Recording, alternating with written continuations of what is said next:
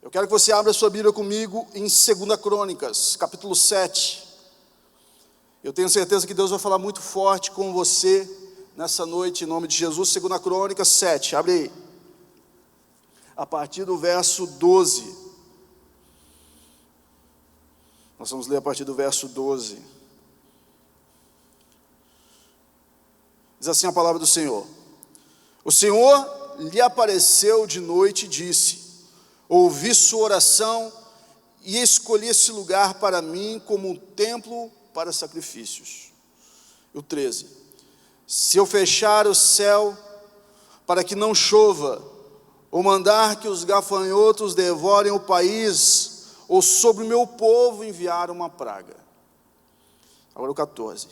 Se o meu povo, que se chama pelo meu nome, se humilhar e orar, buscar a minha face e se converter dos seus maus caminhos, dos céus eu ouvirei, perdoarei o seu pecado e curarei a sua terra. De hoje em diante os meus olhos estarão abertos e os meus ouvidos atentos às orações feitas neste lugar. Agora eu quero ler uma outra passagem que está em Mateus 24. Agora já no Novo Testamento, pulam para o primeiro livro do Novo Testamento, o Evangelho de Jesus, escrito por um dos seus discípulos, Mateus, o capítulo 24, o verso de número 3 em diante, diz assim: estando assentado no Monte das Oliveiras, chegaram-se a ele os seus discípulos, em particular, dizendo: dize-nos, quando será o fim das coisas? Quando será o fim do mundo? Os discípulos queriam saber, né? Jesus respondeu: cuidado para que ninguém os engane, pois muitos virão em meu nome, dizendo: eu sou o Cristo, enganarão a muitos.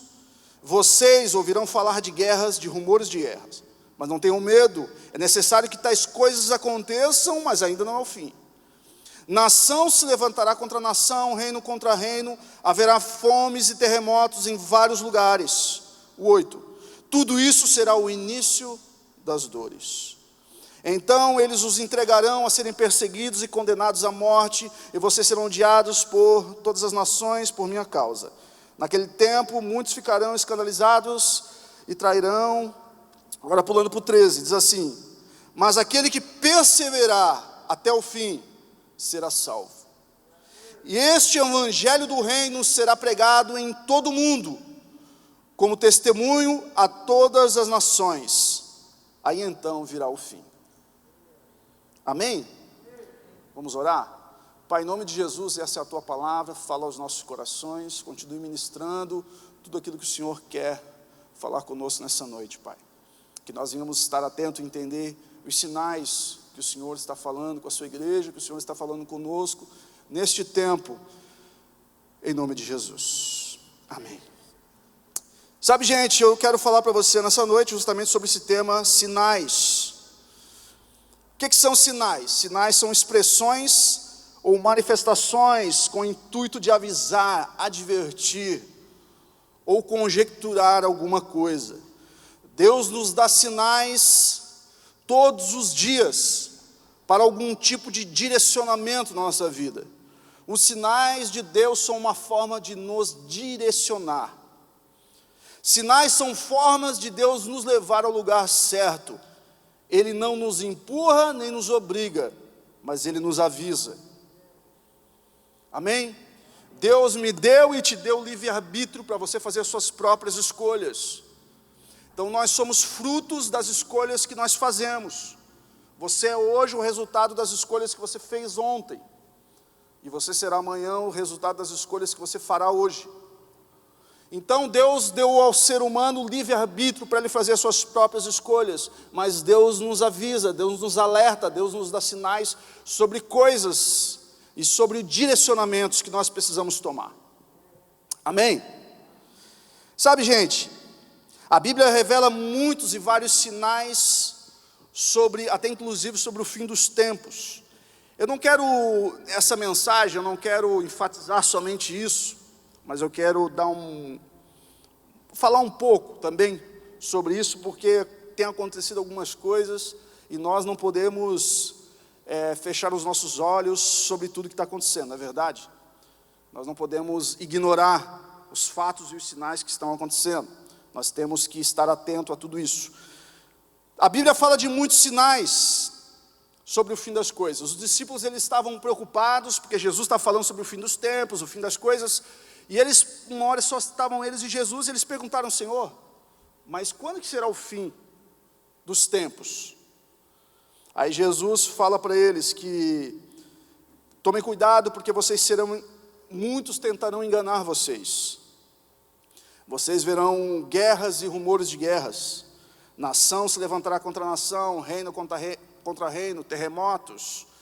Tudo isso será o início das dores. Muitos serão perseguidos e condenados. Mas Jesus disse assim: mas vocês, aqueles que perseverarem até o fim, serão salvos. Mas este evangelho precisa ser pregado em todo mundo. Aí então virá o fim. Sabe, gente, alguns sinais nós estamos vendo nos dias de hoje. Muitos sinais estão acontecendo, e você está vendo. 2020 foi um ano mesmo que, olha, o que nós vimos de sinais acontecerem desde o início do ano. 2020 começou com muitos sinais. Concorda comigo? Início do ano nós tivemos um indício de quase que uma terceira guerra mundial, quando os Estados Unidos e o Irã começaram quase o início de uma guerra. O mundo ficou em alerta, porque bombas nucleares e outras coisas poderiam ser acionadas nisso tudo. A China e a Coreia do Norte, alguns países queriam apoiar o Irã, países tais que têm isso. Então ficou um alerta muito grande, as pessoas ficaram preocupadas. Mas o que começou a acontecer? Logo no início também, um incêndio florestal quase devastou a Austrália. Cerca de 1 bilhão de animais foram mortos. Início do ano, fortes chuvas atingiram muitos, aqui no nosso país, muitos estados, e principalmente Belo Horizonte, onde teve quase 100 mortes e cerca de 30 mil desabrigados. Esse ano também, vespas e pragas invadiram os Estados Unidos. Um forte terremoto invadiu a Rússia, e agora invadiu o México. E todos estão em alerta, porque pode acontecer um tsunami. O México está em alerta. Sem contar, então, na pandemia do Covid-19, que desde o início do ano está apavorando o mundo. Cerca de 9 milhões de pessoas foram infectadas e mais ou menos 500 mil mortes nós tivemos até agora, culminando isso numa crise econômica e na saúde sem precedentes. E agora essa semana, o que alertou muita gente, deixou a galera meio preocupada, porque veio aí uma nuvem de gafanhoto. Uma nuvem que veio lá do Paraguai, muitos não sabem dizer exatamente como que surgiu, existem algumas teses de como surgiu, foi para a Argentina e estava vindo para o Brasil. Uma nuvem de gafanhoto, uma praga. Aí quando eu leio, o Senhor me levou essa semana, eu estava orando sobre isso, o Senhor me levou lá em Crônicas, 2 Crônicas. Quando Salomão estava construindo o templo, Deus faz promessas para o povo e Deus fala 3 coisas muito evidentes que estão acontecendo conosco agora. Quando ele diz, no 13, se eu fechar o céu para que não chova. Bom, nós tivemos uma seca aí bem gigante, né? Até as cataratas do Iguaçu foi bem afetada sobre isso. Se eu fechar o céu para que não chova e mandar que os gafanhotos devorem o país e enviar uma praga. Bom, 3 evidências fortes que estão acontecendo agora. Pastor, mas o que significa tudo isso? Significa uma coisa, meu brother, que nós precisamos estar em alerta. Nós precisamos estar preparados. Só isso. Nós não devemos ter medo. Você está me entendendo? Eu não estou lendo essas coisas ou falando essas coisas para te trazer medo, ou você ficar apavorado, você ficar preocupado. Não, nós temos que entender que o que a palavra fala, a Bíblia, ela é verdadeira. A palavra não mente, a palavra ela é verdadeira. Ela fala aos nossos corações, só porque a palavra fala que aquele que perseverar até o fim, esse será o quê? Salvo. Quem vem aqui numa live sabe que eu gosto de pregar mensagens sobre buscar a Deus, mensagens sobre transformação de vidas, sobre, enfim, todas essas coisas. Mas tem um momento que o Espírito Santo fala aos nossos corações, nós não podemos ser negligentes, que nós temos que pregar também sobre a vinda de Jesus. Você está me entendendo? Nós precisamos falar também que Jesus vai voltar para buscar a sua igreja e que eu e você precisamos estar preparados para isso. Atos capítulo 1, versículo 8 e 9, Jesus dá uma promessa aos discípulos: vocês receberão poder ao descer sobre vós o Espírito Santo, e vocês serão minhas testemunhas, Jerusalém, Samaria e toda a Judeia até os confins da terra. E Jesus sobe aos céus, Jesus morre, ressuscita ao terceiro dia, fica cerca de 40 dias junto com os seus discípulos, glorificado, e depois de 40 dias Jesus traz uma promessa, e Jesus está em ascensão, subindo aos céus, e os discípulos ficam olhando, admirando tudo aquilo, vendo Jesus subir. 2 anjos aparecem do lado deles e falam assim: ei, por que vocês estão olhando? O mesmo Cristo que vocês estão vendo subindo, virá novamente. Ele virá de novo buscar eu e você, buscar a sua igreja, e nós precisamos estar preparados, amém? Essa é a nossa fé, a fé que Jesus vai voltar. Eu estava ouvindo essa semana, ninguém sabe, a Bíblia diz que nem o Filho sabe, somente o Pai, somente Deus sabe o dia e a hora, nós não sabemos. Ninguém, nenhum pastor, profeta, ninguém pode afirmar, não, é o fim dos tempos, Jesus está voltando. A gente não pode falar, a gente não sabe, são sinais. Sinais não significa necessariamente que é o fim, mas que apontam para uma evidência, ok? Só que esses sinais a gente não sabe, mas a gente tem que crer como se Jesus voltasse na minha geração. Eu preciso crer nisso todos os dias, eu preciso viver isso todos os dias, porque eu tenho que viver como se Jesus voltasse agora. Como se Jesus voltasse agora. Nunca me esqueço de um brother, nós estávamos, isso fazem exatamente 10 anos, foi em 2009, ali eu estava grávida do Pietro. Aquele meu amigo era um cara que tinha um coração gigante, um cara que quando vinha para Jesus, ele buscava Deus intensamente. Deus fez coisas grandes, incríveis na vida dele. Ele se envolveu num relacionamento meio que conturbou a vida dele, ele se afastou dos caminhos de Cristo, ficou um tempo afastado, e ele voltou para Jesus, e voltou com todo o seu coração. Nós estávamos numa sexta-feira à noite, eu lembro até hoje conversando, depois de um momento de oração, e nós falávamos sobre isso. Ele falou: André, eu preciso estar pronto, porque eu não sei quando Jesus vai voltar. Jesus pode voltar agora. Eu lembro que ele subiu na moto, eu dei tchau para ele. O nome dele era Michael, a gente chamava ele de Michael, não sei se era Michael, um chamava de Michael, outro de Michael, mas a maioria chamava de Michael, eu chamava de Michael também. A gente chamava ele de Misha. Eu falei: Misha, eu tenho certeza disso, cara, Jesus está voltando e pode voltar agora. E Jesus voltou para ele naquele dia, porque naquele dia ele sofreu um acidente de moto, ficou alguns dias internado no hospital e veio a falecer. Então naquele dia foi o fim para ele, aquele foi o último momento dele, mas eu creio que ele morreu em Cristo, que ele está salvo. Essa é a nossa certeza, gente. A nossa vida aqui nessa terra ela é passageira. Nós vamos viver 70, 80, 90, 100, não sei quanto tempo de vida que esse corpo terrestre vai viver, mas eu tenho certeza que o Senhor tem uma eternidade preparada para nós. Quando Ele fala do fim dos tempos, é o fim deste tempo, deste século, deste tempo que nós estamos vivendo, porque com Jesus nós não vamos viver tempo, com Jesus é eternidade. Eternidade não é tempo, ok? A igreja não pode querer vir somente para ficar acostumada a ouvir uma palavra de bênção nessa terra.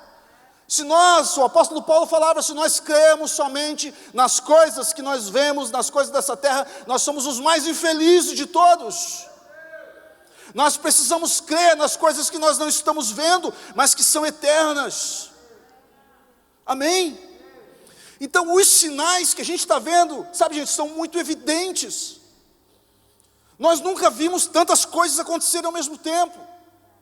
Volto a repetir, eu não quero aqui assustar ninguém, mas eu quero te deixar convicto. Eu não quero ser negligente, para que um dia o Senhor venha cobrar de mim: André, você ficou trazendo muita palavra de autoajuda, de massagear ego. Não, eu quero trazer uma palavra que você saia daqui dessa noite convicto. Se a sua vida está torta, você precisa consertar. Se tem alguém que você precisa perdoar, você vai perdoar. Você precisa pedir perdão, está firme com Jesus. Amém? Porque eu creio que você vai viver muitos anos, em nome de Jesus. A gente vai viver muitos anos ainda. Eu acredito nisso, que ainda vai dar tempo para a gente viver muito tempo. O Evangelho precisa alcançar muita gente, porque precisa. Mas eu não sei, eu não estou afirmando, porque Jesus pode voltar amanhã, semana que vem, ano que vem, daqui a 10, 20, 100, eu não sei. Mas para alguns de nós, amanhã pode ser tarde. O mesmo aconteceu com o Clebinho. Clebinho vinha e não vinha, se firma, não se firma. O Clebinho foi para uma balada com os amigos, beberam. Eles estavam andando de carro, o carro só virou, nem capotou. Tinha um buraco assim na via, o carro tombou assim e virou a ponta cabeça. O Clebinho bateu a cabeça e faleceu. Foi o último dia para ele. Ah, amanhã eu vou, pastor. Ah, André, fica de boa, um dia eu volto. Buscai o Senhor quando se pode achar, invocar enquanto Ele está perto. Que essa mensagem seja de alerta para você nessa noite. Se existe algo que você precisa largar, larga nessa noite. Se existe algo que você precisa mudar, muda nessa noite. Porque nós não sabemos. Coloca no YouTube a mensagem do pastor, aquele que pregou, quem vai me ajudar? Ele pregou nos Gideões, uma mensagem, e ele falou sobre a vinda de Jesus. Ele disse que ele teve um sonho, que Jesus estava levando ele. Eu acho que isso foi em 2006. Um moreno. Como? Luiz Antônio. É isso aí. O cara teve um sonho, falou, eu não sei, gente, eu tive um sonho, Jesus estava vindo me buscar e tal. Ele pegou o avião, aquele acidente que aconteceu no aeroporto de Congonhas, né? O avião passou direto na aterrissagem, bateu. Ele foi um dos mortos naquele acidente. Jesus voltou para ele, Jesus veio buscar ele. Sabe, gente, eu quero dizer uma coisa para vocês: estejamos preparados para quando o Senhor Jesus vier nos buscar, estejamos preparados para os sinais que Ele tem trazido sobre nós. Talvez você está aqui essa noite porque algum amigo te convidou, eu não sei, é a primeira, a segunda, a terceira vez que você está numa live, e você pensa assim, meu Deus, essa mensagem é meio dura, meio forte. Não, uma mensagem para mudar a sua vida, para transformar você, para trazer convicção ao seu coração, e para falar que a fé que nós temos, que nós pregamos aqui nesse altar, é uma fé viva, de um Jesus vivo, que veio nessa terra, que morreu, e que ressuscitou, e está sentado agora à direita de Deus Pai. Amém? Essa é a fé que nós temos. Não de um evangelho, sabe, de boas notícias somente, ou de um evangelho massageador, não, mas de um evangelho de vida. E graças a Deus pela nossa igreja, pela Igreja Mais de Cristo, que prega vida. Pastor Júnior prega o evangelho, os pastores aqui pregam o evangelho. Nós cremos nisso. Nós cremos nisso em nome de Jesus. E, gente, 2 Crônicas 7, ele fala sobre isso. É uma passagem de cerca de 3.000 anos atrás, quando Salomão constrói o templo. Deus traz promessas para Salomão, Deus fala ao povo, está distante, muitos estão, sabe, vivendo de uma forma errada, e as coisas podem vir, pragas, gafanhotos, secar os céus, fome, muitas coisas. Mas ele dá um direcionamento. O 14 é um segredo para nós hoje, gente. 2 Crônicas 7,14 é um segredo para nós hoje, quando ele diz, mas se o meu povo, que se chama pelo meu nome, se humilhar e orar e buscar a minha face, se converter dos seus maus caminhos, então eu ouvirei dos céus, perdoarei os seus pecados e sararei a sua terra. É promessa para nós. É promessa de Deus para mim e para você. Mas os sinais que eu quero falar nessa noite não são somente os sinais do fim. Porque eu acredito no meu coração que existem os sinais de quando Deus nos chama, existem os sinais do envio, existem os sinais do chamado, existem os sinais do envio, existem os sinais do fim. 3 tipos de sinais. A Bíblia fala sobre esses sinais. Eu li os sinais do fim, só que existem os sinais do envio. Jesus disse para os discípulos, vão, e estes sinais seguirão aos que creem. Em meu nome, vocês expulsarão um demônio, curarão enfermos, falarão novas línguas, expulsarão, demônios, se beber alguma coisa no mortífero, não fará dano algum para vocês. Esses sinais seguirão vocês. E Deus também dá sinais para nos chamar. Quantas pessoas estão aqui nessa noite que receberam sinais de Deus, por isso que estão aqui? O sinal de um livramento, que era para você ter morrido, e Deus te livrou, foi um sinal. Ok? Um sonho que você teve, um chamado, um amigo que te chamou e falou algo que falou ao seu coração muito forte, ele ministrou algo sobre você, foi um sinal. Eu conheci Jesus desde criança, ouvia falar de Jesus, na verdade, estava afastado. Eu sempre tive um medo que me pelava, gente, da volta de Jesus, pensa. Porque eu tinha muito temor sobre isso. Com 18 anos, 17 para 18, quando eu voltei para Jesus, Minha tia estava orando muito, e ela estava falando assim para Deus: Deus, dá um sinal para o André. E naquele mês eu tive 3 sinais, muito evidentes. E um deles, eu estava dormindo, e eu tive um sonho. Sabe aquele sonho que você, muito real? Que você acorda e me diz assim: será que foi um sonho ou aconteceu mesmo? E você vai procurar evidências para saber se você sonhou ou se aconteceu. Quantos já viveram isso? Gente, eu tive um sonho muito real. No meu sonho eu estava dormindo, no meu quarto, onde eu estava. Eu era solteiro, tinha uns 17 anos mais ou menos, e eu acordei. Eu abri a janela do meu quarto, estava tudo escuro, e tinha uma placa bem grande no céu, como se fosse uma placa de ouro, e estava escrito assim naquela placa: fim. Caraca, mano. Eu quase me borrei no sonho. Eu fiquei apavorado, porque eu não encontrei mais ninguém, eu estava sozinho. E eu comecei a ficar apavorado: meu Deus, o que está acontecendo comigo? Meu Deus, Jesus voltou, e eu fiquei, de repente eu acordei do sonho. Eu acordei, foi só um sonho, eu procurei minha tia, procurei todo mundo, está todo mundo aqui. Ainda bem que foi só um sonho. Mas no meu espírito eu senti Deus falando: será? Será que não é Deus já me chamando? Será que não pode ser um fim para mim? Será que aqueles meus amigos que estão andando comigo não podem me conduzir a um fim? Será que eu não posso entrar por um caminho que eu nunca mais volte? Eu já contei meu testemunho aqui para vocês. Naquela semana, uma evidência aconteceu comigo. Porque, naquele tempo, na verdade, porque 13 anos de idade, meus amigos me ofereceram cocaína e eu não quis. Muitos riam de mim, porque eu não quis. 10 anos depois, eu me encontro com um daqueles amigos, no fórum, preso, porque ele usou e eu não usei. Aquilo tudo me mostrou uma coisa. Quando eu olhei para aquele meu amigo preso, com roupa de presidiário, algemado, por tráfico de drogas, e outros 2 amigos estavam na construção comigo, um morreu de overdose e o outro de AIDS, por uso de seringas. Quando eu vi o meu amigo naquele fórum, eu vi o meu rosto no rosto dele. Foi muito forte aquela experiência. O Espírito Santo falou para mim: está vendo onde que eu te tirei? Deus te dá sinais. Se você não ficar atento aos sinais que Deus vai mostrar, amanhã pode ser tarde. Fique atento aos sinais que Deus está te chamando, meu brother. 2 Crônicas 7,14, nós vamos dividir ele em algumas partes. A primeira parte ele diz assim: se o meu povo. Essa palavra é uma palavra para o povo de Deus. Nós somos povo dele. Olha que coisa linda. Você que está aqui pela primeira, segunda, terceira vez, ou você que já vem há um tempo, quero dizer uma coisa para você: nós somos povo de Deus, e essa palavra é para o seu povo. Deus nos chama de seu povo. Se o meu povo. Olha o amor de Deus para conosco. Se o meu povo, povo de Deus, chamados e escolhidos, Deus dá alerta, sinais, e Ele diz que Ele é o nosso Deus.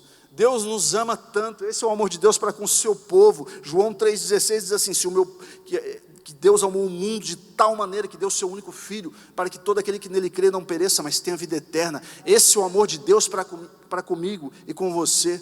Se o meu povo, ele continua falando assim, que se chama pelo meu nome. Que se chama pelo meu nome. Gente, isso é um sinal para filhos. Qual é o seu sobrenome? Meu sobrenome é Matei. Silva, Souza. Qual é o seu sobrenome? Por que você tem esse sobrenome? Por quê? Porque você é filho e você herdou o sobrenome. Agora nós somos filhos de Deus, nós nos chamamos pelo nome dele. Se o meu povo que se chama pelo meu nome. Mas esse entendimento de filho, nós só tivemos por Cristo, por Jesus. Lucas 10:22 diz que o Filho veio revelar o Pai. Porque no Antigo Testamento, o povo chamava Deus de Yahvé, que é Deus, Senhor dos exércitos, o Criador. Ninguém chamava Deus de Pai. Mas quando Jesus veio, Jesus é Filho, Jesus veio revelar o Pai. E através de Jesus, nós também somos filhos, mas filhos por adoção.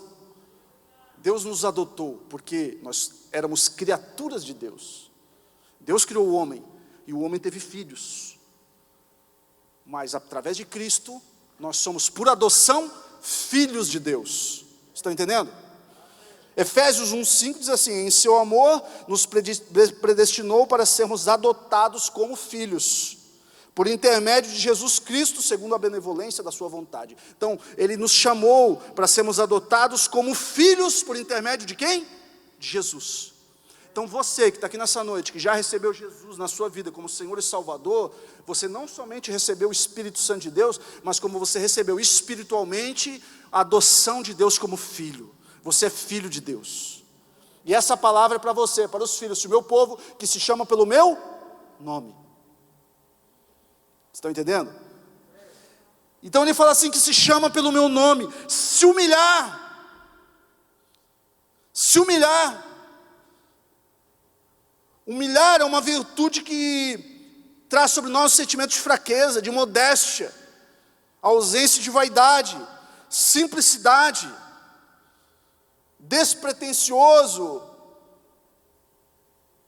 submeter-se a uma autoridade, uma lei, aceitação de um estado de dependência de Deus. Isso é o humilhar que a Bíblia fala. Não de ser humilhado, de ser rejeitado, ou aquela pessoa que vive humilhada. Não, não é isso. Mas quando Deus fala sobre se humilhar, é uma aceitação, é um estado de dependência de Deus. Tirar o orgulho, a soberba de lado, sabe? A autossuficiência, aquele sentimento que a gente tem que sabe de tudo. Não, eu fiz isso por causa disso, por causa daquilo, eu errei por causa disso. A gente sempre vive colocando desculpas nas nossas fraquezas, usando de subterfúgios. Não, quando a Bíblia fala de se humilhar, é eu reconhecer as minhas fraquezas. Uma das coisas que a gente mais se humilha é quando a gente passa por momentos de frustrações, ou momentos que algumas coisas que a gente confiava muito dão errado. Você fica bem quebrantadinho, você fica bem vulnerável, e você diz assim, ai Deus, o que vai ser de mim? C.S. Lewis dizia uma frase que é a seguinte: o sofrimento é o megafone de Deus para uma humanidade ensurdecida. Então Deus permite o sofrimento para que nós venhamos entender a dependência que nós temos dEle, para nos colocar no nosso lugar de filhos, de servos, de dependentes do Senhor. O povo sabe, o povo tinha muito orgulho, muita soberba, muita autossuficiência, sabiam demais, a gente sabe da lei, a gente sabe das coisas, a gente sabe de tudo. E Deus diz assim, ó, se o meu povo, que se chama pelo meu nome, se humilhar diante de Deus. Você sabia que o profeta Daniel, quando ele orava a Deus, ele pedia perdão pelo pecado do povo. Não era nem pelos seus pecados. Ele dizia, Deus, nos perdoa porque nós estamos pecando. Nós estamos errando. Ele dizia assim, Deus, eu me coloco no lugar dos outros. Eu não sou melhor do que ninguém. Então eu quero pedir perdão junto. Porque eu creio no teu perdão. Então isso é se humilhar. Vocês estão entendendo, gente? Humildade é o que Deus pede para nós. E Ele continua falando assim, se o meu povo, que se chama pelo meu nome, se humilhar e orar. Orar. Clamar a Deus.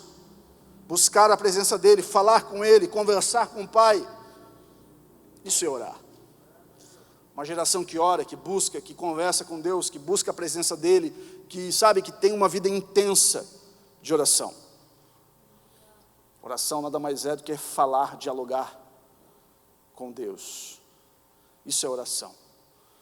Se o meu povo, que se chama pelo meu nome, se humilhar e orar,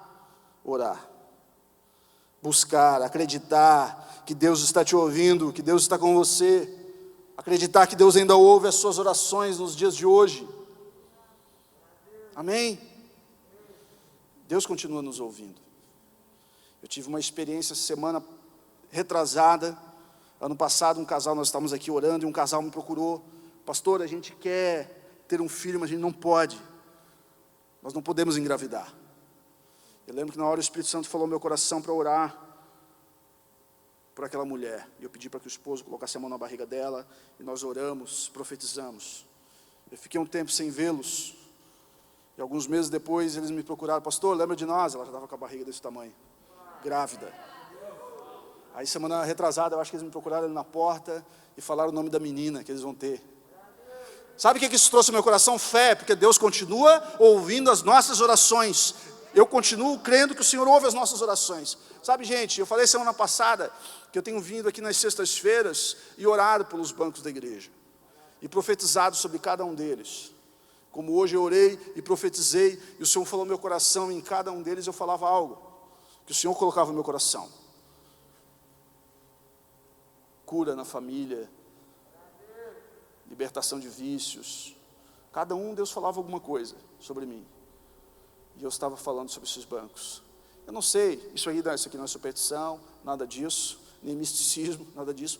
É palavra profética. Eu creio na palavra profética.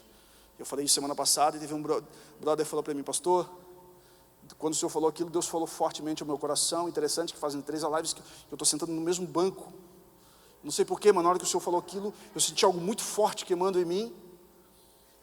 E Deus tem usado ele para trazer uma galera. Naquela semana, acho que ele trouxe uns 15, 20 amigos, numa live. E eu creio nisso, você está sentado no lugar, que Deus tem colocado coisas sobre você, e eu tenho profetizado, porque eu creio ainda no poder da oração. Eu creio que Deus vai restaurar, creio que Deus vai curar você. Em nome de Jesus. Eu não posso me aproximar muito, né? Eu estou sem máscara, mas eu creio nisso. Amém, gente? Eu creio no poder da oração, eu continuo acreditando, porque Deus ouve as nossas orações. Se você estiver passando por qualquer coisa, olha só, você tem um poder muito grande sobre você, que são as suas orações. São as suas orações. As pessoas podem até tentar nos parar, mas nunca vão conseguir nos calar. Nunca terão poder sobre as nossas orações. Rick Warren dizia assim, as pessoas podem recusar o nosso amor, rejeitar nossas palavras, mas elas não têm defesas contra as nossas orações. Continuando, eu vou falar mais 2 para mim já encerrar. O pessoal do louvor, se quiser já pode subir. Então ele continua falando assim, se o meu povo, que se chama pelo meu nome, se humilhar, orar, e aqui, gente, esse aqui para mim é o segredo, e buscar a minha face. E buscar a minha face. O que significa isso? Salmos 27, 8, diz assim, a teu respeito diz o meu coração, busque a minha face, a tua face, Senhor, buscarei. Buscar a face de Deus significa adoração. Porque quando a Bíblia fala sobre buscar as mãos de Deus, está falando sobre buscar as bênçãos de Deus. Eu quero bênçãos, eu quero ser abençoado. Eu quero receber algum tipo de bênção. Mas quando falo em buscar a face de Deus, eu não estou buscando a Deus por aquilo que Ele pode fazer, mas eu estou buscando por aquilo que Ele é. Então eu o amo por aquilo que Deus é, não por aquilo que Deus pode fazer. Amém? Então, buscar a minha face. Parem, sabe o que Deus está falando ali? Parem de me buscar só porque vocês querem alguma coisa. Parem de vir só porque vocês querem algo em troca. Vocês querem uma barganha, não. Busquem a minha presença porque vocês querem me buscar. Busquem a minha face, não minhas mãos. É o que o Senhor está falando. Então o que Deus fala para mim e para você nessa noite? Venha, busque a presença de Deus, porque as mãos, as bênçãos são consequência da presença. Amém? Uma vida de adoração, uma vida que busca a presença de Deus, uma vida que vive diante da presença de Deus, é uma vida que vive, sabe, na dependência do Pai, é uma vida que vive sendo abençoada por aquilo que Deus pode fazer na sua vida, e você começa a entender que tudo que Deus tem feito em você é consequência da presença. É consequência da presença. Busque a face do Senhor, e o último diz assim, e se converter dos seus maus caminhos. Se converter dos seus maus caminhos. Isso significa mudar de direção. Mudar de direção. Afastar-se do lugar onde você se encontrava. Conversão é mudança de rumo. É mudança de direção. Isso é conversão. Um exemplo é quando você tem um carro e você usa gasolina e você coloca GNV, você converte ele para gás natural. Então não é a gasolina mais que anda, é o gás, é o GNV. Então quando a Bíblia fala de conversão, fala de mudança, de transformação. Se converter dos seus maus caminhos. Isso é promessa de Deus para nós. Quando você tem um entendimento disso, você começa a ver Deus fazendo coisas incríveis na sua vida. Amém? Se converter dos seus maus caminhos. Que bom que você está vindo, continue vindo. Não pensa que para vir você precisa ser perfeito. Ah, só vou na igreja quando eu mudar. Só vou na igreja quando eu largar esse vício. Aí eu começo a ir. Só vou buscar a Deus quando eu tiver tudo certo na minha vida. Não. Venha como você está. Venha como você é. Porque aqui o Espírito Santo vai transformar você. É um processo. A transformação de Deus nas nossas vidas é um processo. E Deus vai te ajudar nessa conversão, nessa mudança. Em nome de Jesus. Aí vem a promessa do Senhor para nós, no final do versículo, quando diz: então eu ouvirei dos céus, perdoarei os seus pecados e sararei a sua terra. Amém? É a promessa de Deus para nós de sarar a nossa terra. Sarar a nossa terra. Nós estamos prontos e preparados para o nosso Jesus. Eu quero que você se coloque de pé onde você está. Se coloque de pé. Aleluia, Senhor.